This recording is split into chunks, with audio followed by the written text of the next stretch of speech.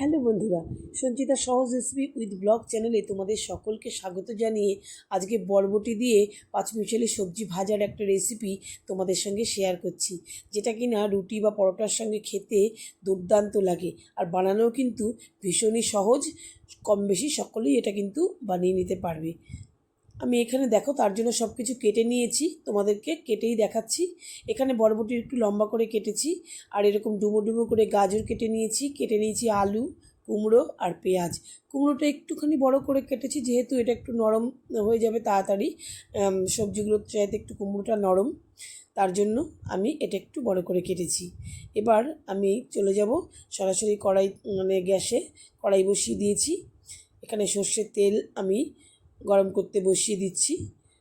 সর্ষের তেলে আমি রান্নাটা করছি, আর তেল কিন্তু আমি খুব বেশি যে দিয়েছি তা নয়, আমি একটু ঢেকে ঢেকে রান্না করব, তোমরা দেখো তাহলে বুঝতে পারবে। খুব বেশি তেল না হলেও কিন্তু খেতে অসাধারণ লাগবে। এখানে দিয়ে দিলাম হাফ চামচ কালো জিরে আর দুটো কাঁচা লঙ্কা ফাটিয়ে। এবার আমি দিয়ে দিচ্ছি দুটো কুচানো পেঁয়াজ, যেটা তোমরা দেখলে আমি কুচিয়ে রেখেছি।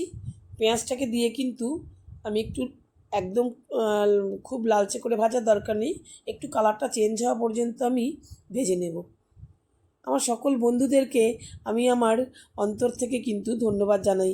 তোমরা এত সুন্দর আমাকে কমেন্ট করে জানাও আমার রেসিপি দেখে, তার জন্য কিন্তু আমার খুব ভালো লাগে।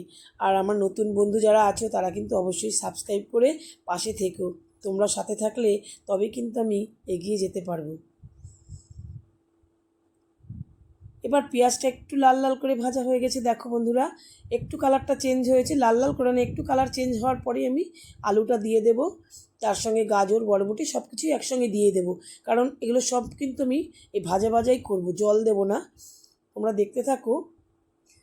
আমি এরকম কালারফুল সবজি কিন্তু খাওয়া আমাদের ভীষণ দরকার শরীরের জন্য।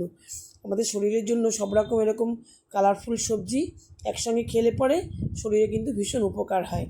তোমরা সকলেই কম বেশি জানো, তবু আমি বলছি। একটু নেড়েচেড়ে নিয়ে এই অবস্থায় কিন্তু আমি একটু ঢাকা দিয়ে রাখবো 5 মিনিট মতন। তাহলে একটু ঢাকা দিয়ে রাখলে কি সবজিটা একটু নরম হবে। আমি গ্যাসের আঁচটা কিন্তু প্রথম অবস্থায় একটু বাড়িয়েই রেখেছিলাম।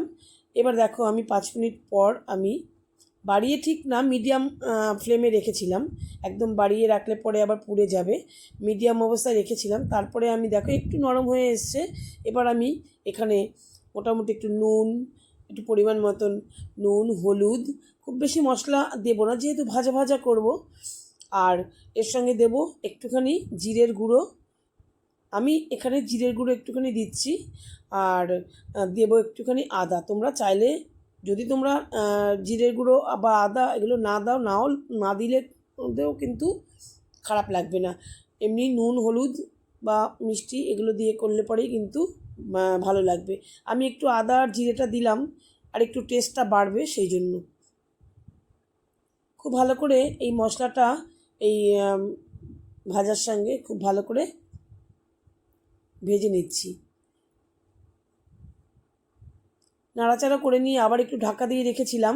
আমি বললাম না, একটু ঢেকে ঢেকে রান্না করলে এই ভাজাটা খুব ভালো তৈরি হবে। আর যখন এরপরে ঢেকে রেখেছিলাম, আমি কিন্তু উনুনের আঁচটা একটু কমিয়ে দিয়েছিলাম, নইলে তো পুড়ে যাবে। দেখো সেদ্ধ হয়ে গেছে, আলুটা সেদ্ধ হয়ে গেছে, কুমড়োটাও সেদ্ধ হয়ে গেছে, বরবটি সেদ্ধ হয়ে গেছে, গাজরও সেদ্ধ হয়ে গেছে, সব কিছুই কিন্তু সেদ্ধ হয়ে গেছে। এর সঙ্গে আমি আরেকটুখানি ভেজে নেব, আরেকটু নরম করে নেব, একটু গায়ে গায়ে আসবে কুমড়োটা, আরেকটু নরম নরম হয়ে একটুখানি হয়ে যাবে, সেই অবস্থায় একটুখানি চিনি দিয়ে দিলাম। কেননা রুটি দিয়ে যেহেতু খাওয়া হবে, খাওয়ার জন্য বানাচ্ছি, তাই একটু চিনিটা না দিলে ভালো লাগবে না। মিষ্টি মিষ্টি একটু, যদিও কুমড়োটা দেওয়া আছে, চাইলে তোমরা মিষ্টি নাও দিতে পারো যাদের চিনিতে প্রবলেম আছে। তো আমি একটুখানি রান্নাতে একটু মিষ্টি দিতে ভালোবাসি, টেস্টটা ব্যালেন্স হওয়ার জন্য। এবার আরেকটু নাড়াচাড়া করে নিলেই কিন্তু একদম আমাদের রেডি হয়ে যাবে রেসিপি। আশা করি বন্ধুরা রেসিপিটা তোমাদের ভালোই লেগেছে। সকলে সুস্থ থেকো, ভালো থেকো, আর আমার রেসিপি তোমরা দেখো। আর সকলকে ধন্যবাদ জানাই আমার রেসিপি দেখে সঙ্গে থাকার জন্য। টাটা।